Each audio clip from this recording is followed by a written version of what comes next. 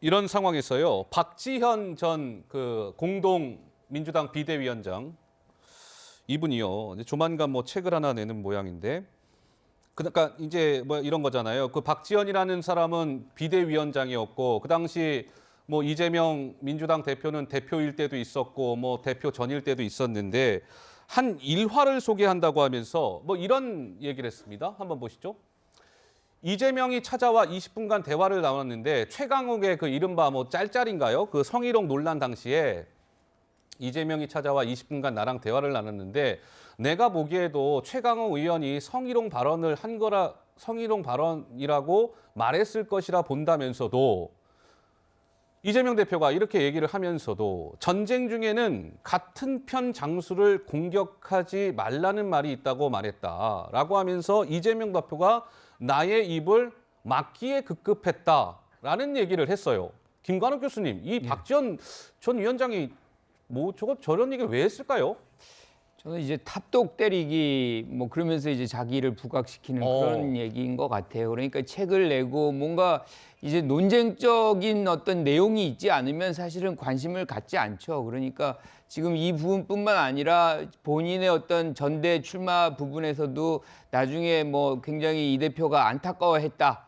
그런데 룰을 안 바꿔주더라. 뭐 이런 내용까지 있어요. 그러니까 그런 부분들의 어떤 불만 표시를 하면서 특히나 이재명 대표의 어떤 문제점들을 부각시키는 이런 장면인 것 같은데 저는 그 당시에 이제 왜 전대에 출마를 할 수 없었는지 그게 이제 당적을 갖는데 6개월 이상이 돼야지 피선거권이 되거든요. 자격 논란. 근데 그거를 이제 바꿔달라고 얘기하는 것이었거든요. 그런데 그것이 민주주의인가라는 생각을 안 할 수가 없는 것이고요. 그리고 우리가 이제 계속해서 뭐 합리적인 어떤 추론 뭐 얘기를 하지만 실질적으로 이재명 대표가 뭔가를 이렇게 범죄 혐의가 뚜렷하거나 그런 어떤 증거를 갖지 않고서 합리적인 어떤 뭐 추측을 하는 것이 합리적이다라고 얘기하는 것이 사실은 비합리적이라고 저는 생각을 해요. 그래서 우리가 뭐든지 이 원칙이라는 게 분명히 있지 않습니까? 무죄 추정의 원칙. 그건 좀 지켜주면서 사람들을 평가하는 것이 어떤가 하는 생각입니다.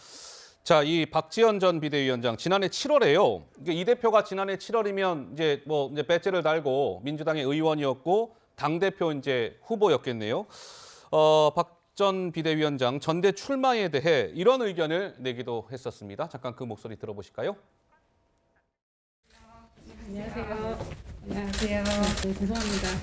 당직 선출 규정에 따른 법령 요건에 해당되시지 않기 때문에요. 서류 접수 자체도 진행할 수 없습니다. 네, 뭐 그거를 서류를 받아 보시고 그걸 봐야 아는 거 아닌가요? 박지원 전 비대위원장님 후보 등록을 한다고 하시는데요. 저 개인적으로는 우리 박지원 위원장에게도 도전의 기회를 주면 좋겠다는 생각이 듭니다. 그러나 또 당이라고 하는 것이 시스템과 질서, 규칙이 있기 때문에 지도부의 입장도 또 이해가 됩니다. 근데 박지원 전 위원장이 또 이런 얘기도 했습니다. 전당대회 출마 과정을 돌이켜보면서 박지원 전 비대위원장은 전대 출마를 그래서 그때 못했잖아요. 자격 논란이 불거지면서. 그러면서 이런 얘기를 했어요. 사실상 출마가 불가하다는 결론을 이재명 대표가 내린 다음에 도전의 기회 어쩌고 나한테 말했는데 속은 검은데 겉은 하얀 것처럼 발언하는 건 양두구육 정치일 뿐입니다.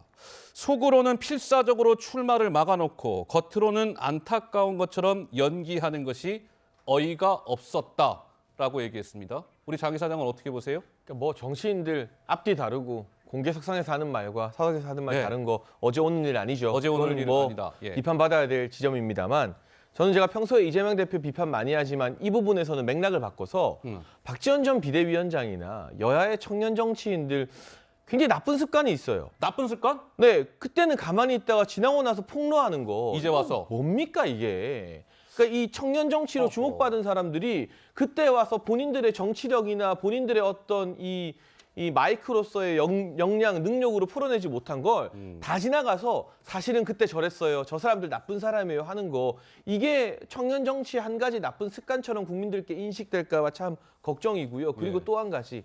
본인을 발탁하고 본인을 중용해준 사람에 대한 최소한의 의리는 있어야 그게 정치 아닙니까? 어쨌든 이재명 대표가 대선 때 이 아주 비중 있게 영입했기 때문에 지금의 박지원이 있는 거잖아요. 예. 제가 이재명 대표 편드는 게 아니라는 건 시청자분들 다 아실 텐데 적어도 자신을 선택하고 국민들 앞에 내보내준 사람에 대한 최소한의 도의적 뭐 연대의식이나 의리조차 없이 조금 수틀리면 뒤에 가서 폭로하고 지적하고 내부 총질하는 게 마치 청년 정치인 것 마냥 인식된다면 박지원 전 비대위원장이나 뭐 이런 사람들이 청년 정치에 대한 이미지를 상당히 훼손시키는 것이다. 저는 이번 대목에서는 박지원 전 위원장을 좀 비판하고 싶습니다. 예.